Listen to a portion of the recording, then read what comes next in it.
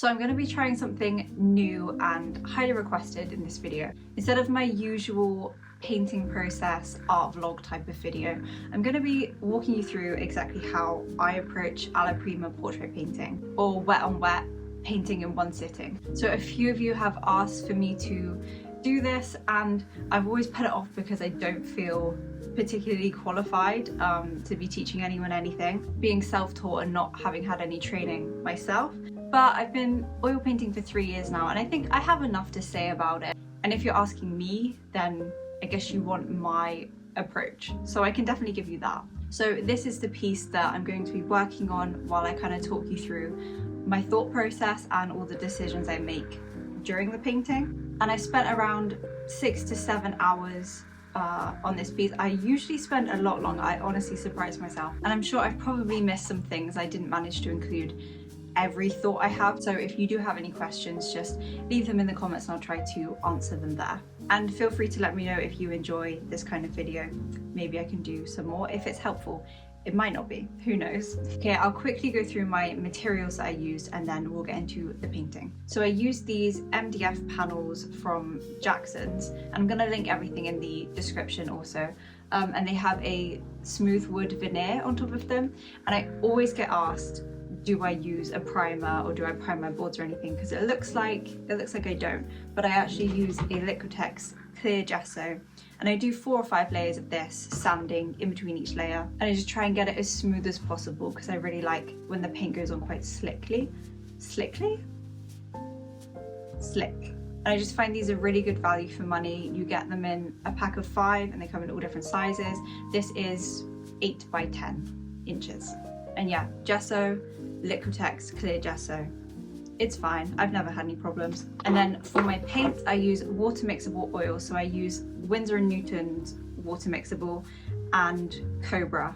I'll list the colours that I used, my palette for this painting. I tend to kind of stick with the same palette for most paintings, so these are my like go-to colours. And then as for mediums, I only use a little bit of Gamsol to thin the paint down at the start, and then I just go straight from the tube. And then for brushes, I always link my favourite brushes below in the description. I use the Rosemary & Co. Ivory range. These are the Filberts, so just a variety, I can never say that word, variety of different sizes, and they're quite stiff, and I find they're good for like scrubbing on lots of paint at the start.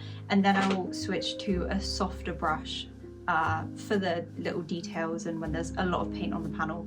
So these, I don't remember what brand they are, but I think they're like red sable round brushes, but any soft brush will do really. And honestly, that's it. I try and just keep things as simple and condensed as possible so I don't get confused. And now we paint. You're gonna be so sick of my voice by the end of this. So I'm starting with just sketching out the general outline of the face, and I'm using a mix of transparent oxide red and alizarin crimson, watered down or thinned down by some Gamsol. And as you can see, I've just lightly drawn in the halfway point horizontally and vertically, just to kind of speed up the measuring process a little bit. And you can get this basic outline onto the panel in whatever way you want. I tend to just go straight in with paint, and I'm always thinking about proportions that I know in the face. So the rule of thirds, so splitting the head into thirds vertically, I think about that one a lot. And then I'm just constantly checking the alignment of everything in relation to each other.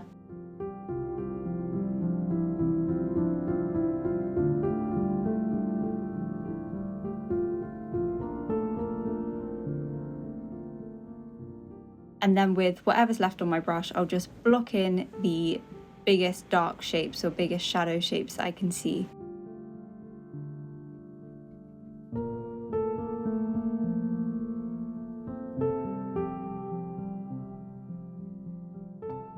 And my goal initially is just to cover as much of the panel as possible and lay in all my general colours so that I have something to judge the values in the face on when I start working in the face. So that's why I've just blocked in the whole background, and then I'm doing the hair because that's the darkest area, so then I can really judge those values in the face. And the colour mix I just used in the background was ultramarine blue, yellow ochre, and I think a bit of cad yellow and white. And then in the hair, I just darkened the transparent oxide red with some ultramarine blue and maybe a little bit of alizarin crimson as well.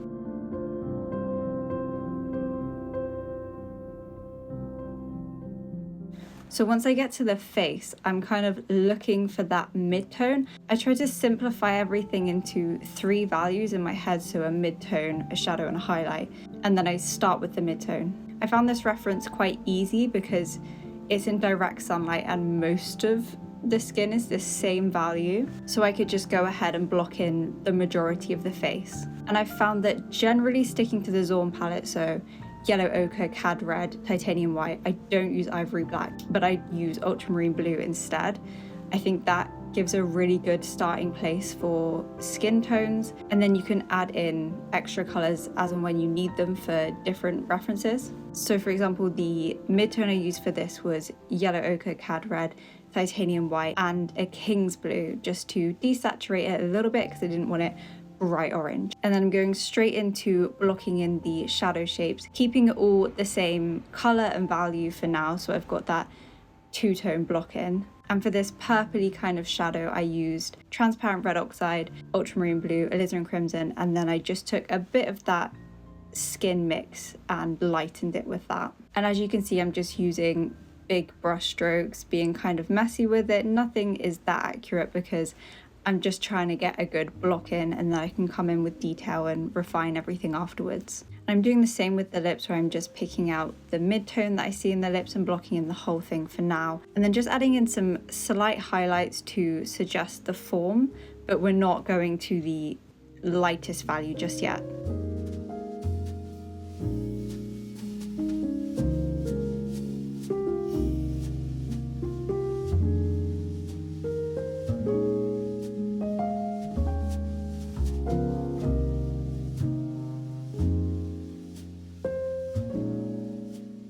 And again, just generally blocking in the figure with some big brush strokes and keeping the paint quite thick as well. When working quickly, I just want to get thick paint down straight away, and then I can really play with it and move it around.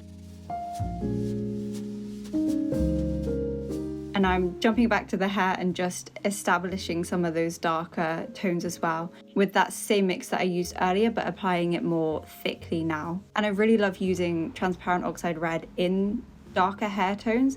It just has this like warm glow of like the red shining through. And I like to paint over, so extend where the hair should actually be ending, and then I can come back in and cut with the background to create that really soft edge between the background and the hair.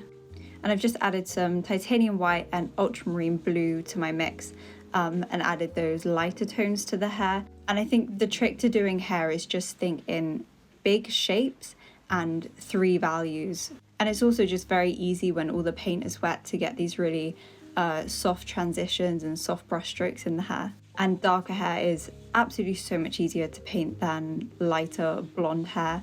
There just seems to be every single colour in blonde hair. You've got greens, purples, yellows, grey, whereas dark hair you can kind of get away with just blocking it all dark and adding a few highlights. And once everything is covered in paint, you can then take some small brushes and start going in with highlights and shadows and little nuances in the skin tone. Always thinking about your drawing though, and I'm still kind of measuring and checking everything's aligned as I go. I think as the portrait progresses and you have more and more paint on the panel, I tend to go for softer brushes, so I'm using a sable-haired round brush for these little tweaks and stuff. You can just pick up a lot of paint with them and just kind of place it on your painting without it getting muddy or mixing with the paint underneath. And when it comes to the background, I'm just really thinking about softening that transition between the hair and the background.